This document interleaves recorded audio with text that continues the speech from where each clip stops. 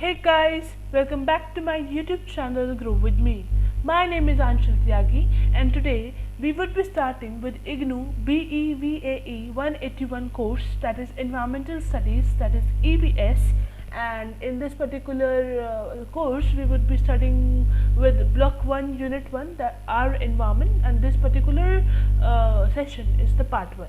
So stay tuned for the further parts, and without wasting our time, let's get started with our content. So I would be providing you a very informative and productive sessions, so I hope you would like it. Do subscribe, share and like my channel if you find it productive. Then comes content. So the very first part that we would be studying over here is the content. See, first thing is we would be understanding the basic concepts. Then what is environment? Environment क्या होता है? Then what are the types of environment? Types मतलब environment के क्या क्या types होते हैं? Then significance of environment for life.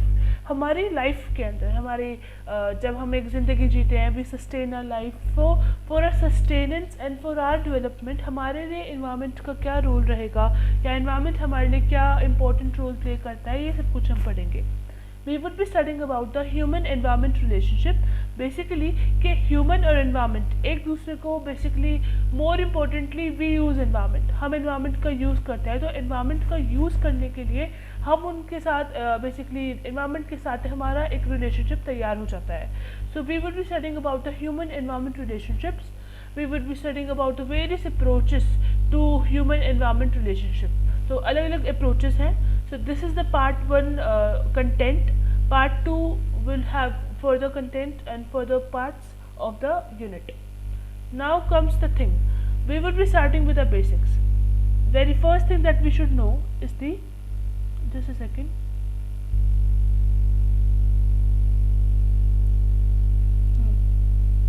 So the subtle and gradual changes have altered or basically modified the environment. The first point over here states that कि जो gradual, जो time के साथ हमारे पास changes होते हैं, the changes that take place over time basically modifies और alter हमारे environment को वो change कर देते हैं या फिर modify कर देते हैं time के साथ और ज़रूरत के हिसाब से, according to our needs, and with the passage of time we basically the changes actually modifies our environment. So the human population, अगर हम देखें ऐसा ही एक change, if we actually try to acknowledge such change in our environment or such modification in our environment, तो हम देख सकते हैं कि इंडस्ट्रियल रेवोल्यूशन से हमारे ह्यूमन पॉपुलेशन में बहुत चेंज आने को देखा है. ठीक है, so it can be an example. Now next come okay the basic concepts now starts. So earth, we all know कि अर्थ क्या चीज़ है, हम धरती पे रहते हैं, it is a planet. So earth supports life. Earth के ऊपर अर्थ एक ऐसे प्लैनेट है जहाँ पे हमें लाइफ सपोर्ट मिलता है और उसकी वजह से हम लिविंग बींग्स यहाँ पे जी पाते हैं. सो ये जो लाइफ का सपोर्ट हमें अर्थ के ऊपर मिलता है, ये एक पर्टिकुलर नैरो जोन में हमें प्रोवाइड होता है जिसका नाम है बायोस्फीयर. ये हम बचपन से पढ़ते आ रहे हैं, इसमें ज़्यादा कुछ एज सच कॉम्प्लिकेटेड चीज़ नहीं है. So I will show you. See, over here you can see कि हमारे पास जो है अपनी अर्थ के ऊपर बहुत सारे अलग अलग एस्पेक्ट्स होते हैं. For example we have hydrosphere. So hydrosphere का मतलब होता है वाटर. ठीक है, water. So lithosphere means land. Okay, atmosphere means air. So एक ऐसा जोन, एक ऐसा एरिया, एक ऐसा कॉम्बिनेशन जहाँ पे हमें ये तीनों चीज़ मिलती है, तब जाके वो हिस्सा हमारे लिए बायोस्फीयर तैयार होता है और वहाँ पे एक लिविंग बीइंग रह पाता है. तो हमारी अर्थ के ऊपर हमें ऐसे बायोस्फीयर मिलते हैं और इसीलिए हमारी अर्थ के ऊपर हम जी पाते हैं. सो ये इसीलिए हमारी अर्थ हमें लाइफ सपोर्ट प्रोवाइड करती है. So sun is the only source of energy. हम सबको पता है हमारी अर्थ के लिए सन ही एक मेन कंपोनेंट है या फिर it is the most important source of और the only source of energy. इसी से हमें सारी एनर्जी मिलती है और it enables, because of sun we are able to have a continuous interaction among different life forms. अलग अलग लाइफ फॉर्म्स के बीच में हमारा एक कॉन्टिन्यूस इंटरेक्शन हो पाता है. मीन्स अगर सन नहीं होगा तो प्लांट नहीं उगेंगे, वो खाना नहीं बना पाएंगे. खाना नहीं बनेगा तो कोई एक ह्यूमन बीइंग खाना नहीं खा पाएगा, एक डियर नहीं खा पाएगा, और फूड चेन आगे नहीं चल पाएगी. तो जो सन है वो बहुत ही ज़्यादा इम्पोर्टेंट रोल प्ले करता है हम सारे लिविंग बीइंग्स के कॉन्टिन्यूस इंटरेक्शन में और एक साथ रहने में. Now comes environment. एनवायरनमेंट वो सब कुछ होता है दैट इज़ बेसिकली एक्सटर्नल. जो हमारे आसपास की चीज़ें हैं वो सब कुछ एनवायरनमेंट के अंदर आती हैं, और वो हमारे जो हमारा एनवायरनमेंट होता है वो हमारी डे टू डे एक्टिविटीज़ को अफेक्ट करता है. ओके, तो एनवायरनमेंट के अंदर हमारे फिजिकल फैक्टर्स भी आते हैं, और प्लस में जो लिविंग फैक्टर्स हमारे आसपास हमें देखने को मिलते हैं वो सब कुछ इसके अंदर इंक्लूडेड होते हैं. Next comes the ecosystem. Ecosystem के अंदर हमारे पास रिलेशनशिप्स होती हैं. बेसिकली जो फिजिकल और जो लिविंग फैक्टर्स हैं जो एनवायरनमेंट में हमें देखने को मिलते हैं, उन सब का जब इंटरेक्शन होता है आपस में, तब जाके हमारा इकोसिस्टम तैयार होता है. Now come sustainable development. Sustainable development basically एक तरीके का सिम्बायोटिक रिलेशनशिप होता है.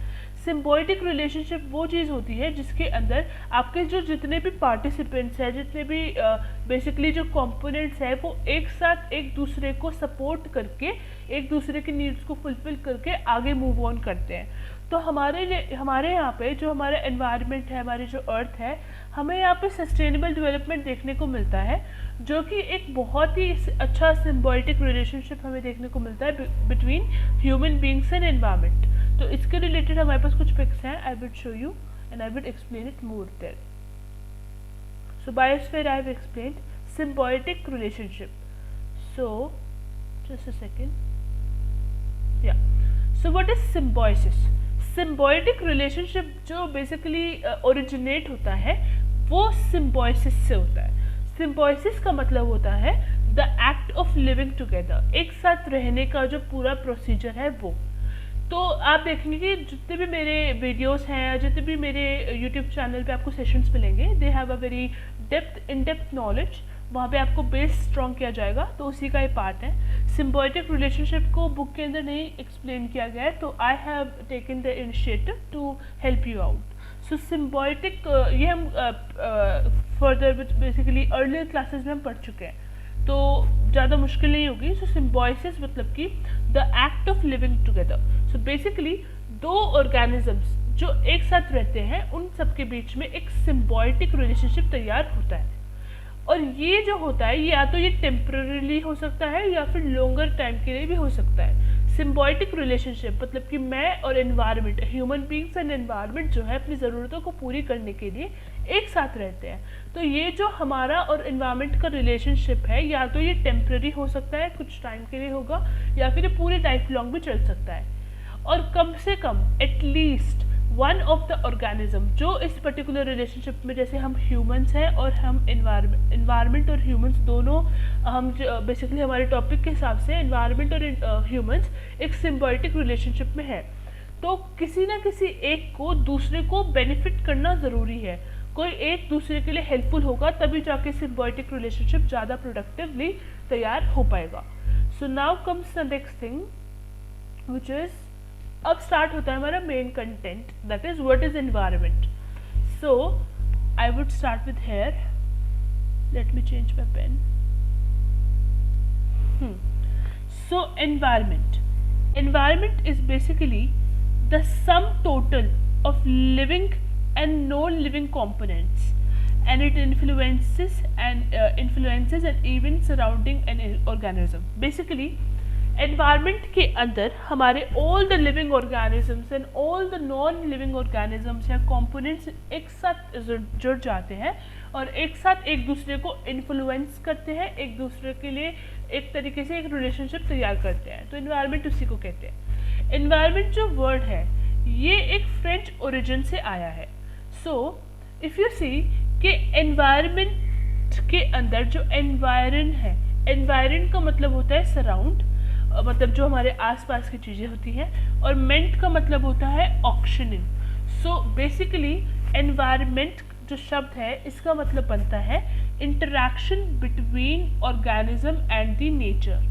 बेसिकली जब हमारा एक ऑर्गेनिज्म, हम एक जो लिविंग ऑर्गेनिज्म है या ह्यूमन बीइंग है, जब हम इंटरैक्ट करते हैं एनवायरनमेंट के साथ, तो उसे हम बेसिकली अपने नेचुरल या नेचर के, अपने आसपास के एनवायरनमेंट या नेचर के साथ, तो उसी को हम एनवायरनमेंट कहते हैं। या सिम्बायोटिक रिलेशनशिप भी वहाँ पे आ जाता है। तो सब कुछ, ये सारे जो कंपोनेंट्स या प्रोसेसेस हैं सारे इंटरलिंक्ड हो जाते हैं। Now organisms either influences it's environment और इट्स गेट इन्फ्लुएंस। या तो ऑर्गेनिज्म जो ह्यूमन बीइंग है, या तो वो अपने एनवायरनमेंट को इन्फ्लुएंस करता है, उसके अंदर कोई चेंजेस लाता है, या फिर वो खुद इन्फ्लुएंस हो जाता है। ठीक है, तो एक तरीके से सिम्बायोटिक रिलेशनशिप का ये असर है। Now it is effect of environment on life. तो एनवायरनमेंट का हमारे ऊपर क्या असर पड़ता है? हमें एनवायरनमेंट का एक असर दिखता है, वो है इंटरैक्शन। हम जब एनवायरनमेंट हमारे आसपास होता है तो हम इंटरैक्ट करते हैं अपने आसपास के एनवायरमेंटल एलिमेंट्स के साथ। ठीक है, एनवायरनमेंट के अंदर हमारे पास बायोटिक फैक्टर्स और एबायोटिक फैक्टर्स दोनों होते हैं। बायोटिक मतलब कि living and abiotic means non living. तो दोनों ही तरीके के आपको कंपोनेंट्स अपने एनवायरनमेंट में देखने को मिलते हैं। जो एनवायरनमेंट होता है वो बड़ा ही डायनेमिक होता है इन नेचर में, मतलब इट इज़ वेरी कॉम्प्लेक्स और इट इज़ वेरी वाइड और वास्ट इन नेचर। ठीक है, सो interact with each other in environment, one or two things or organisms basically interact। हम एक दूसरे के साथ interact करते हैं, एक दूसरे की हेल्प करते हैं और फिर अपनी लाइफ को सस्टेन करते हैं। So one organism is a part of another environment. Each organism is directly or indirectly dependent on plants, and plants depend on other animals for pollination, dispersal, fruit of seeds and etc. So basically कहना चाहते हैं कि एक organism, one organism is basically part of another environment also. कोई एक environment में हम fix नहीं होते हैं, हम डायरेक्टली या तो हम सीधे तरीके से या इनडायरेक्टली घूम फिर के एक दूसरे के ऊपर डिपेंडेंट होते हैं। तो इसीलिए हम एक दूसरे के एनवायरनमेंट में भी इंक्लूड हो जाते हैं। फॉर एग्जाम्पल, हम डायरेक्टली और इनडायरेक्टली प्लांट के ऊपर ही अपनी लाइफ गुजारते हैं। हमारा जितना भी आप प्रोड्यूस देखेंगे, अपने आसपास की चीज़ें देखेंगे, वो लास्ट में जाके प्लांट से ही मिलती है।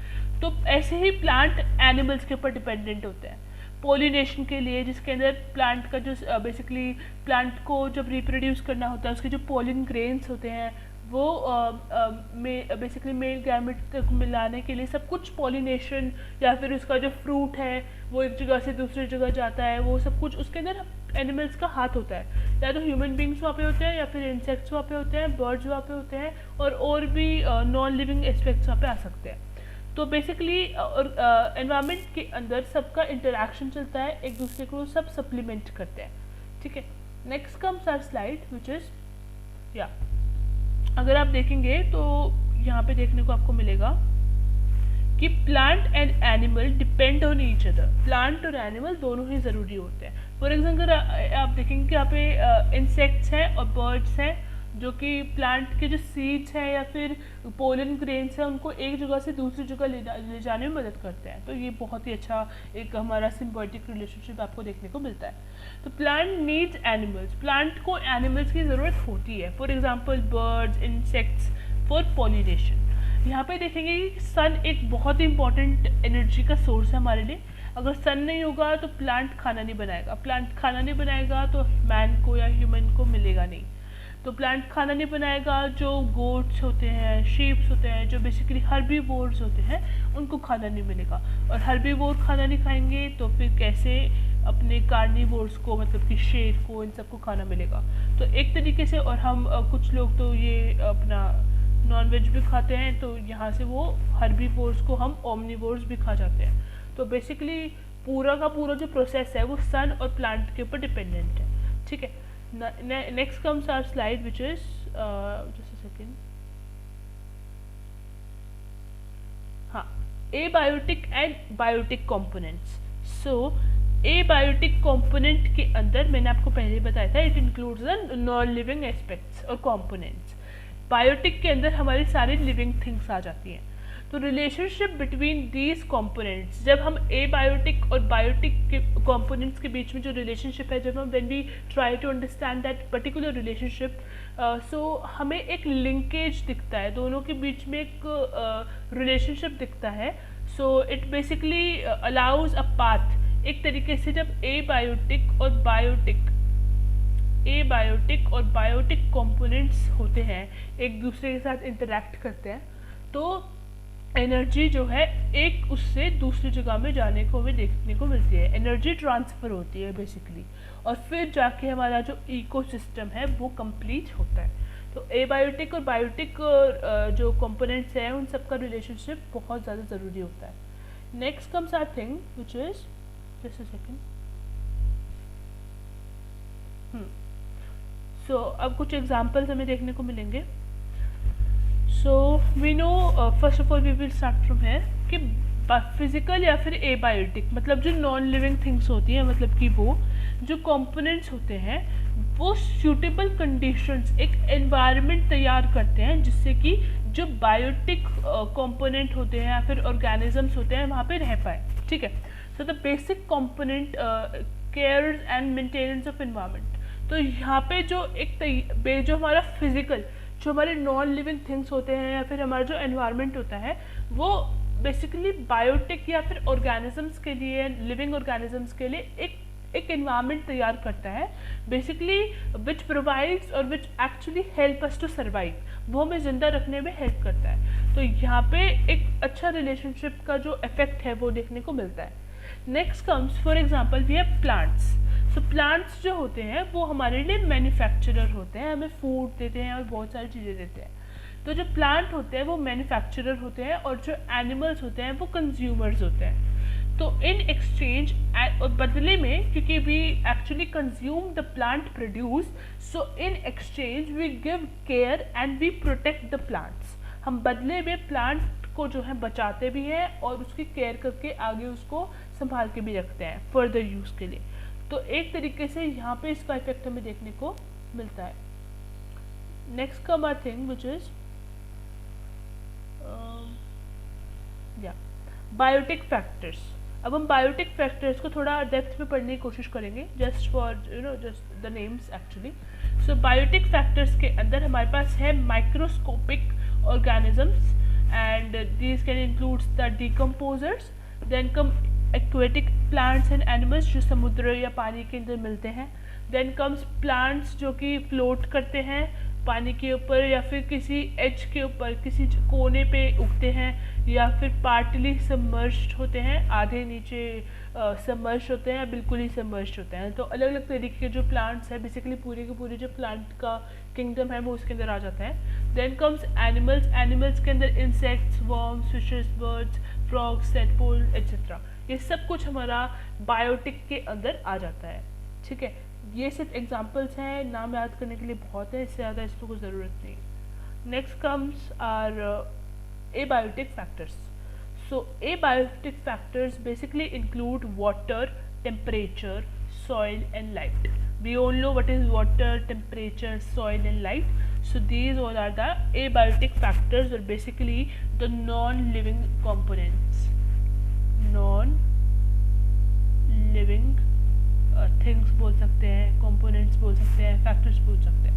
So this is it. Now comes the next thing which is So अब हम पढ़ेंगे types of environment. What are the different types of environment? तो हमने environment पढ़ लिया, abiotic, biotic पढ़ लिया, उनके factors पढ़ लिए, एक basic concept अपने दिमाग पे तैयार कर लिया. अब बात आती है what are the different types of environment. So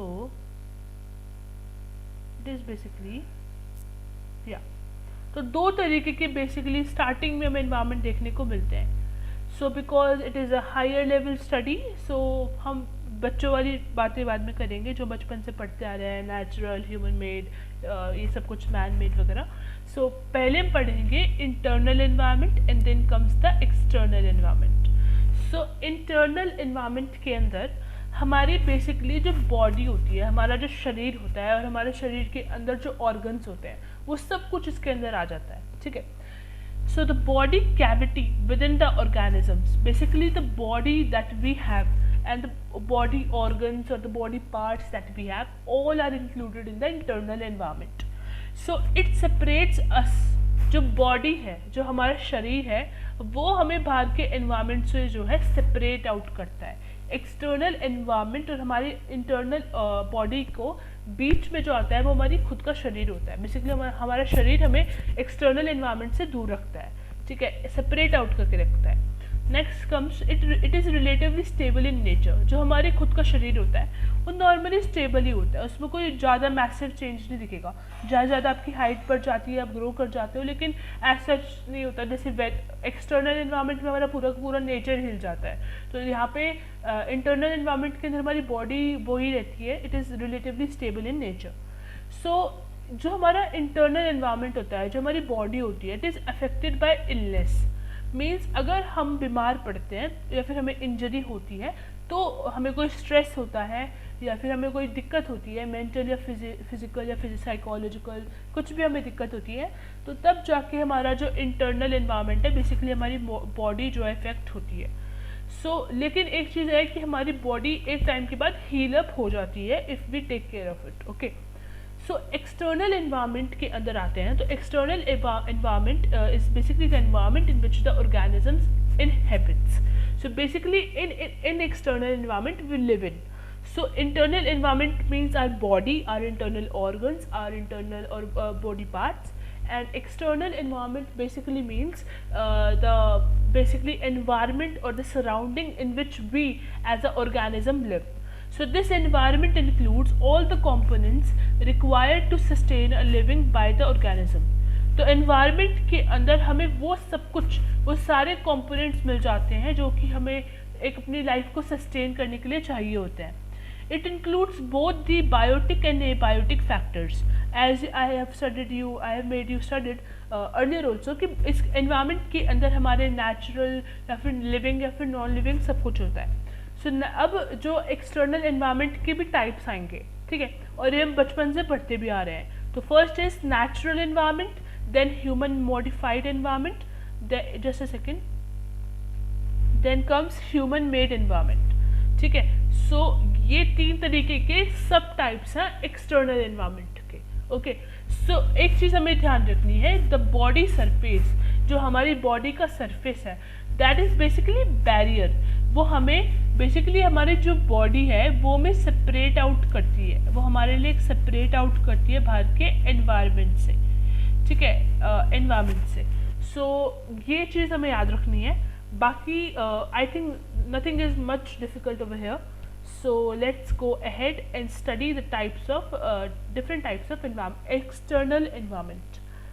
so yeah, so the types of external environment are here as you can see, and let me change the pen. So पहला टाइप जो हमें देखने को मिलता है, that is basically the natural environment. So natural environment के अंदर हमारे पास दोनों चीज़ें होती हैं, द केमिकल और फिजिकल फैक्टर्स, जो कि हमें सर्वाइवल के लिए, ऑर्गेनिज्म के सर्वाइवल के लिए चाहिए होती है. बेसिकली नेचुरल एनवायरनमेंट के अंदर we include all the natural things, all the things or all the components that are basically provided by our nature and are basically provided by God. We can say it in that terms also.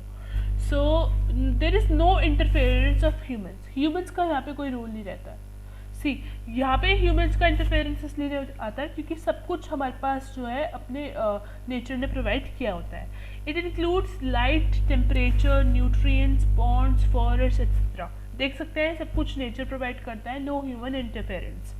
Next comes the human modified environment.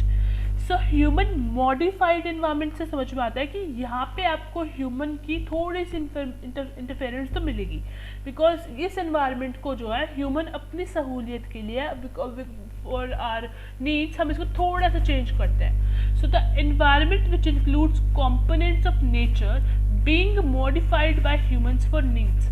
इसके अंदर हमारे environment के सारे components होते हैं जिनको हम अपनी ज़रूरत के लिए मॉडिफाई करते हैं. तो ये होता है हमारा human modified environment. So it includes the ऑर्चार्ड्स, plantation, crop fields, industrial spaces etcetera. अब अगर देखें तो हमें लैंड मिला था, लैंड अगर हम देखेंगे तो लैंड आता है नेचुरल इन्वायरमेंट में, लेकिन लैंड को हमने अपनी ज़रूरत के लिए हमने उसको ऑर्चार्ड बना दिया, वहाँ पे क्रॉप्स फील्ड लगा दिए, इंडस्ट्रियल स्पेस बना दी। तो ऐसे हम अपने इन्वायरमेंट को जब मॉडिफाई करते हैं तो उसको कह देते हैं ह्यूमन मॉडिफाइड इन्वायरमेंट। सो यहाँ पे आपको अपने पार्शियल इंटरफेरेंस दिखेगी ह्यूमंस की, यहाँ पे आधे कंप्लीट इंटरफेरेंस तो नहीं है पर कुछ हद तक इंटरफेरेंस हम यहाँ पे करते हैं। Next comes the human made environment. तो ह्यूमन मेड के अंदर आपको फुल इंटरफेरेंस ह्यूमंस की देखने को मिलेगी। So the environment completely created by human beings. Human made environment के अंदर वो पूरा का पूरा इन्वायरमेंट आ जाएगा इसके अंदर हमारी एज अ ह्यूमन हमारी कंप्लीट इंटरफेरेंस है, वहाँ पे नेचर का कोई रोल नहीं है। So it involves excessive consumption of material, energy, necessitating care and supervision management. तो यहाँ पे हमारे इन सारी चीज़ों की सारी चीज़ों की आपको देखने को चीज़ें मिलती हैं। फॉर एग्जांपल हम बहुत ज़्यादा मटेरियल नेचुरल रिसोर्सेज को कंज्यूम करते हैं, एनर्जी कंजम्पशन होती है, हम केयर देते हैं, हम सुपरविजन करते हैं, मैनेजमेंट करते हैं, सब कुछ करते हैं, फिर जाके हमारा ह्यूमन मेड इन्वायरमेंट तैयार होता है। So this was all about the external environment. ये सारे टाइप्स से हमारे पास तीनों बचपन से पढ़ते आ रहे हैं, nothing is much new. So now comes the thing, what is the significance of environment for life.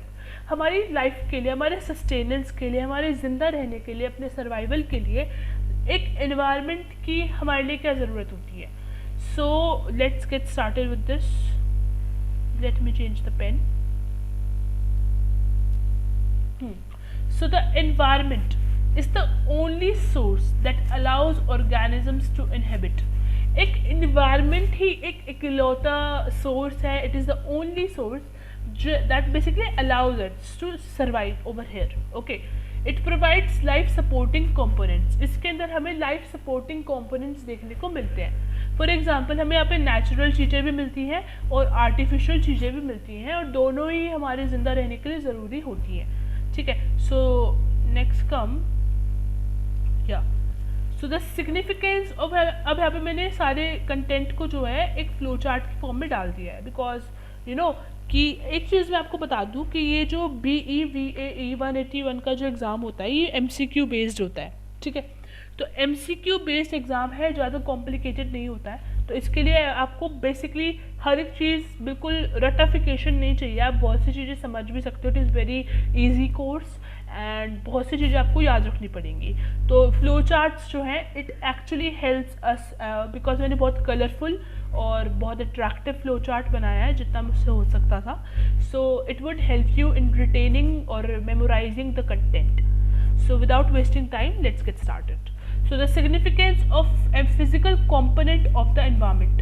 Physical component जो होता है हमारा, जो बेसिकली अपने आसपास का जो एनवायरनमेंट होता है उसके लिए हमारी क्या सिग्निफिकेंस होती है, इंपॉर्टेंस होती है। सो यहाँ पे हमारे पास एक एग्जांपल है लैंड फॉर्म्स का। सो जो लैंड फॉर्म्स होते हैं आपने लैंड फॉर्म्स के अंदर आपके पास डेजर्ट आ जाएगा, माउंटेन आ जाएगा, plateau, peninsula, okay, coastal areas, ये सब कुछ आ जाएंगे। तो यहाँ के हर एक एरिया की, माउंटेन के अंदर आपको पथरीली सॉइल मिलेगी। ठीक है, राजस्थान जैसे इलाकों में जहाँ पे डेजर्ट्स हैं और बहुत सारे बेसिकली रेत ही रेत मिलेगी। ठीक है, सैंड मिलेगी। कोस्टल एरियाज में आपको अलग मिलेगा।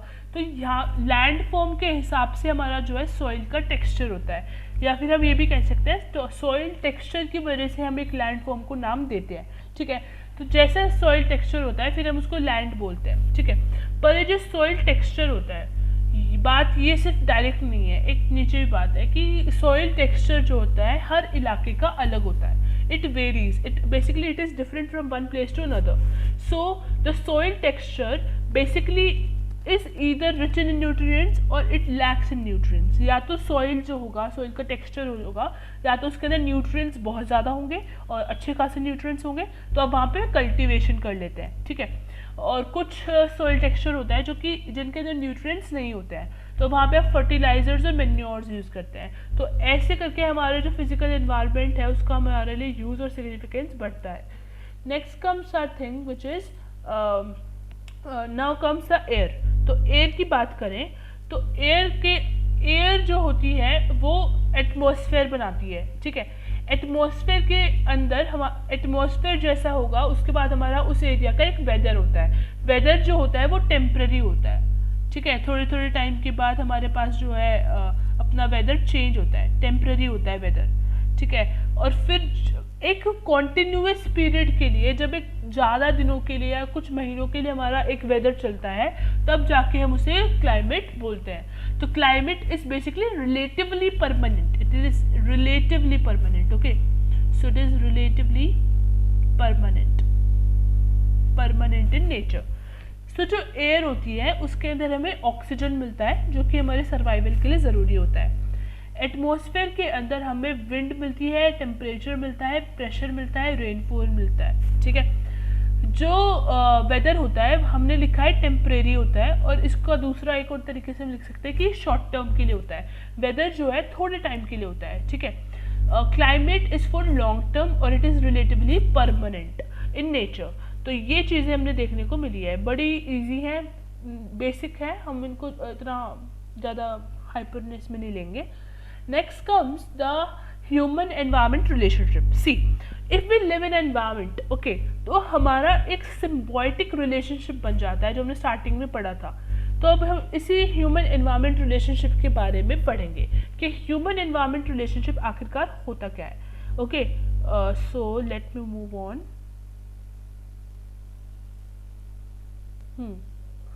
सो living beings, next comes I think.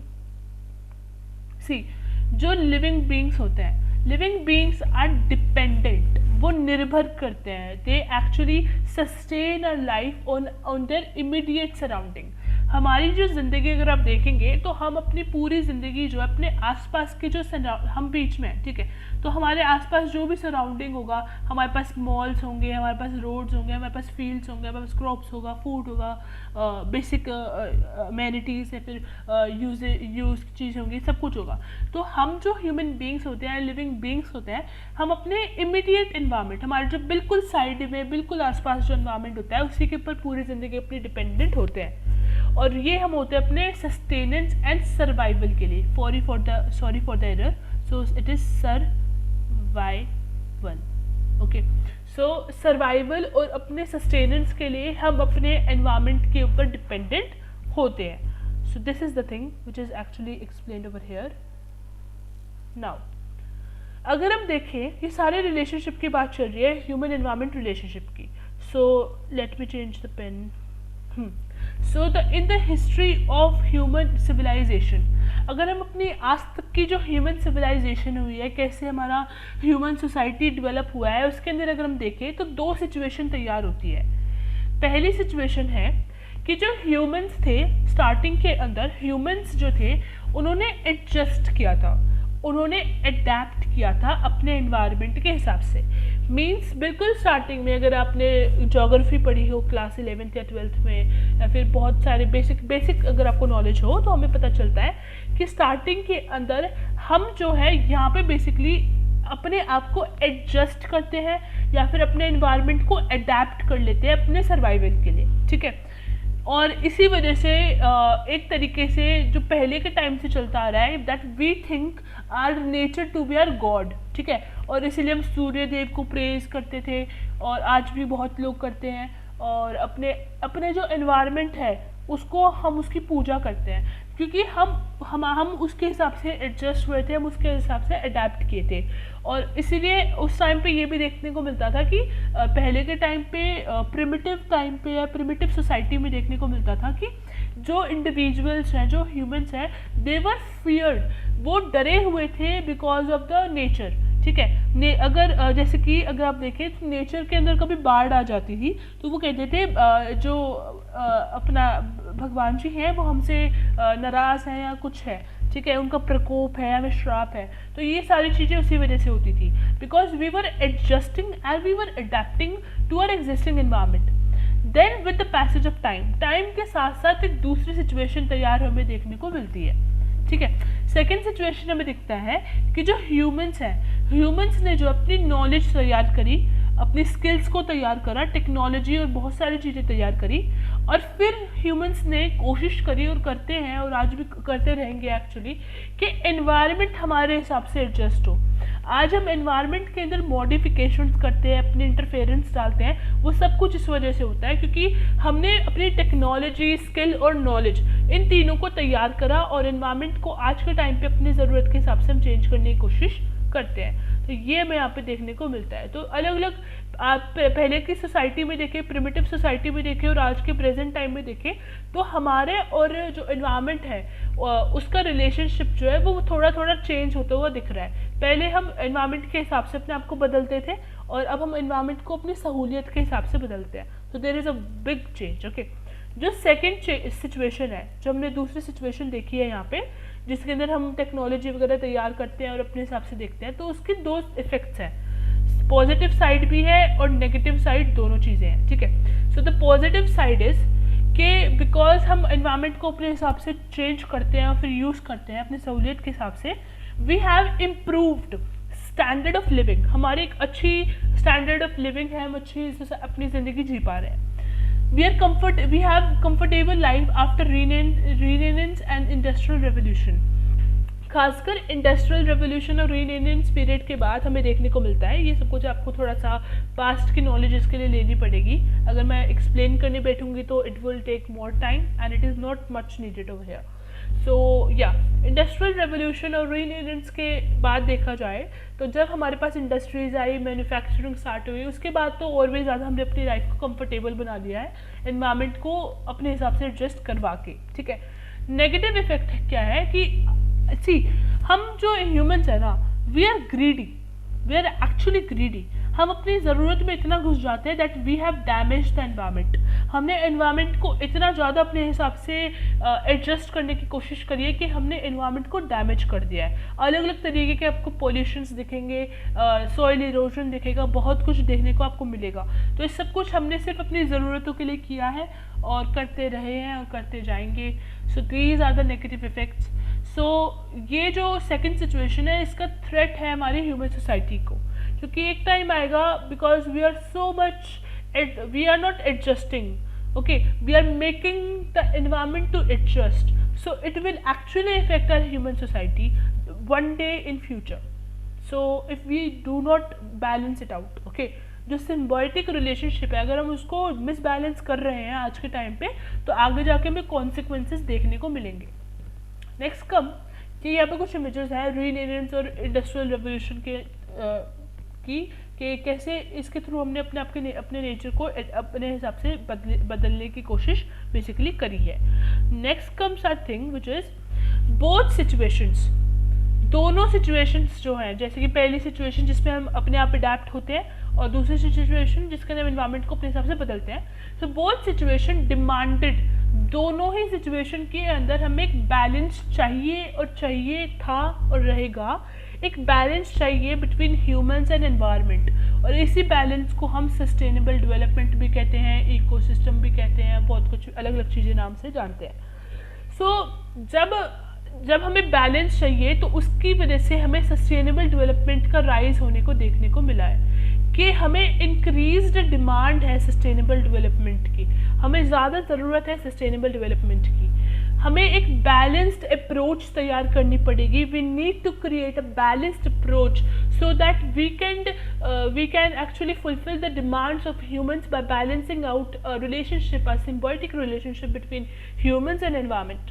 C okay, so development plus protection of environment, हमें एनवायरनमेंट को डेवलप भी करना है, साथ में उसको प्रोटेक्ट भी करना है, तब जाके हमें एक बैलेंस अप्रोच देखने को मिलेगी।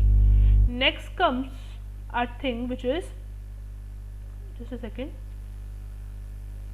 अब बैलेंस्ड अप्रोच के अंदर अगर आपको देखते हैं, ये भी मैंने अपने आप से आपके लिए एक ड्रॉ किया है, नॉर्मली मैथ्स में यूज़ होता है लेकिन मैंने यहाँ पे कर दिया है। ओके, सो एक बैलेंस अप्रोच अगर आप अगर आप एक बैलेंस अप्रोच देखते हैं तो एनवायरनमेंट जो है, अपना ये वाला एनवायरनमेंट जो है और अपना जो ह्यूमंस है, ठीक है, दोनों अलग अलग चीज़ हैं, पर अगर हमें एक बैलेंस अप्रोच चाहिए तो हमें एक कॉमन हिस्से में आना पड़ेगा, एक दूसरे की हेल्प करनी पड़ेगी। तो ये जो पर्टिकुलर जोन तैयार होगा ना, ये एक बैलेंस अप्रोच वाला जोन तैयार होगा जिसके अंदर हम एक साथ मिलके, बेसिकली नेचर तो हमारी हेल्प कर ही रहा है, नेचर को तो हम उल्टा एडजस्ट करवा रहे हैं, तो यहाँ पे दिक्कत है, ठीक है। सो ये जो बैलेंस अप्रोच है ये हमें इस जगह पे मिलेगी, तो आप इस चार्ट का यूज़ कर सकते हैं इन future. So let's go ahead.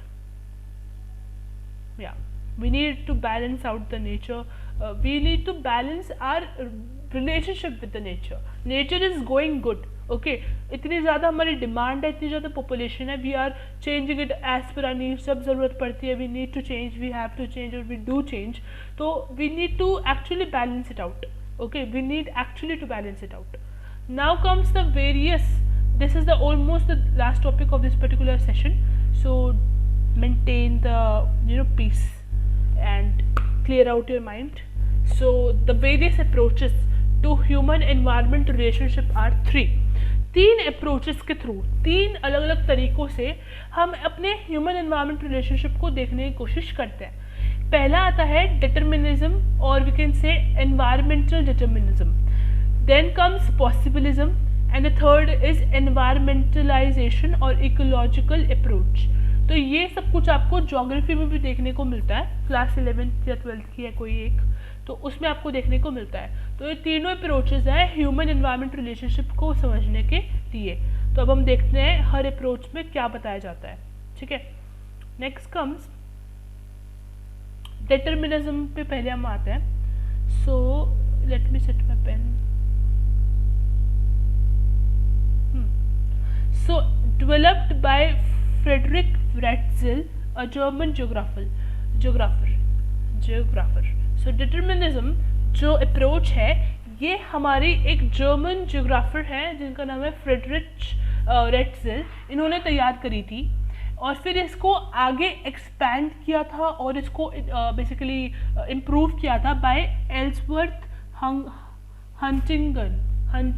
Huntington. सो ये जो पर्टिकुलर अप्रोच है it is based on the thing that nature controls humans और अर्थ मेड ह्यूमंस। पहली जो अप्रोच है इसके अंदर हमें देखने को मिलता है कि कैसे नेचर हमें इन्फ्लुएंस करती है, ठीक है। सो कैसे नेचर हमें कंट्रोल करती है या करती थी प्रिमिटिव सोसाइटी के अंदर। So humans are largely influenced by the nature. हम जो ह्यूमंस हैं हम पूरे के पूरे हमारी एक एक एक्टिविटी सब कुछ हम नेचर के हिसाब से इन्फ्लुएंस होकर करते हैं, ठीक है, और कर रहे थे पहले भी। सो ह्यूमंस आर सब ऑर्डिनेट और अंडर कंट्रोल ऑफ नेचर। हम नेचर के नीचे हैं और नेचर के हिसाब से हम कंट्रोल हुआ करते थे पहले, okay. So each dimension of humans are controlled. हमारी कोई भी डायमेंशन हो, अगर आप देखें कि अपनी फिजिकल देख लीजिए, social, economic, political, ethical, aesthetic, कोई भी आप डायमेंशन में अपनी एक्टिविटीज़ को देखिए, सारी जगह पे आपको नेचर का इन्फ्लुएंस और नेचर का जोर आपको देखने को मिलेगा। तो इस डिटर्मिनिज्म के थ्योरी के हिसाब से क्या कहा जाता है कि nature controls humans and human fears from nature's fury और एंगर।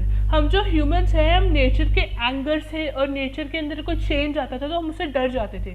तो ये जो चीज़ है ये डिटर्मिनिज्म की जो थ्योरी है या प्रोसेस में बताई जा रही है कि यहाँ पे इसके हिसाब से कह रहे हैं कि हम जो इंसान हैं पहले के टाइम पे हम अपने नेचर के हिसाब से जो है चेंज होते थे, नेचर हमें कंट्रोल करता था और हमारे कोई भी ह्यूमन एक्टिविटीज़ हैं वो सारी की सारी सब कुछ हमारा जो एक्टिविटीज़ हैं they were largely influenced by the nature, okay. Next come our second approach that is possibilism. Possibilism अगर आप देखें तो पॉसिबिलिज्म जो अप्रोच है it was coined, basically it was given by French historian जिनका नाम था ल्यूसिन बेवरे। सो इन्होंने जो है ये पर्टिकुलर अप्रोच हमें दी थी। ये जो फ्रेंच हिस्टोरियन थे ही बेसिकली क्रिटिसाइज्ड एनवायरमेंटल डिटर्मिनिज्म। इन्होंने एनवायरमेंटल डिटर्मिनिज्म को क्रिटिसाइज किया, मना किया कि ज़्यादा अच्छी अप्रोच नहीं है। तो उन्होंने कहा कि we are basically influenced by the advancement of technology and science. कह रहे हैं कि जो ह्यूमन एक्टिविटीज़ हैं वो टेक्नोलॉजी और साइंस की वजह से इन्फ्लुएंस होती है और होती हैं, टेक प्लेस करती हैं।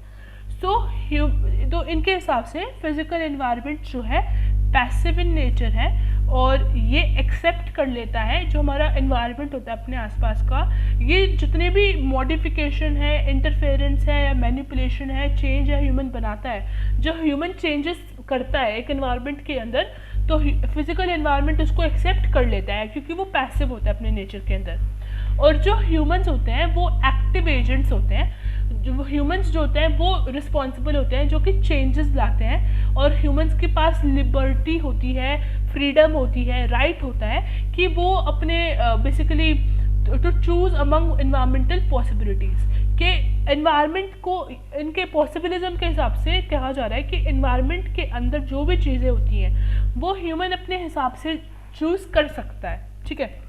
So human activities are basically influenced by the knowledge one gains from observation of environment. Basically इस particular approach के अंदर कहा जा रहा है कि जो humans हैं वो observe करते हैं environment को, nature को, और फिर जाके उसके हिसाब से अपनी चीज़ों को change करने की कोशिश करते हैं। So next comes, here comes the thing that humans basically observe the nature. हमने अपने नेचर को ऑब्जर्व करा और फिर जाके बेसिकली नेचर को अपने हिसाब से चेंज करने की कोशिश करी। So human started to influence nature but was not possible to do. हमने कोशिश करी नेचर को अपने हिसाब से बदलने की, पर पॉसिबल नहीं हो पाया, हम उतना अच्छी तरह नहीं कर पाए। सो कोऑपरेशन विद नेचर और mutual interaction is the basic thing कि हमें नेचर के हिसाब से कोऑपरेट करना पड़ा। नेचर तो अपना नॉर्मल रहता है, हमें उसके हिसाब से कोऑपरेट करना पड़ा, थोड़ा थोड़ा एडजस्ट करना पड़ा। ठीक है, हमने कोशिश करी। बेसिकली यहाँ पे जो है दोनों अप्रोचेस, स्टार्टिंग की हमारी है डिटर्मिनिज्म और लास्ट की है एनवायरमेंटलिज्म, तो उसके बीच की अप्रोच है जहाँ पे हम थोड़ा थोड़ा सा कोऑपरेट करने की कोशिश करते हैं, कभी कभी हम ट्राई मारते हैं कि नेचर हमारे हिसाब से एडजस्ट हो जाए। तो ये बेसिकली इस अप्रोच के अंदर था।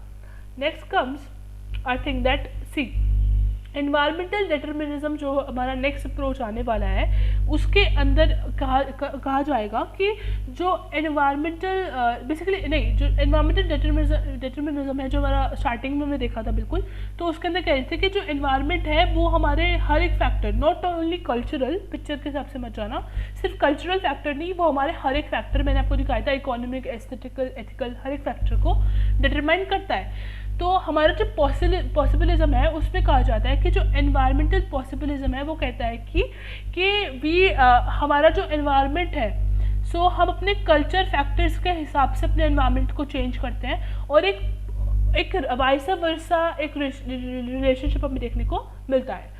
Next comes our thing which is basically the last approach and the last thing or topic that we will be studying over here, that is environmentalism. So environmentalism is the last topic. So without wasting our time, let's get started. So based upon the principle of ecology, the study of mutual interaction between organism and physical environment, interaction among organisms to form ecosystem.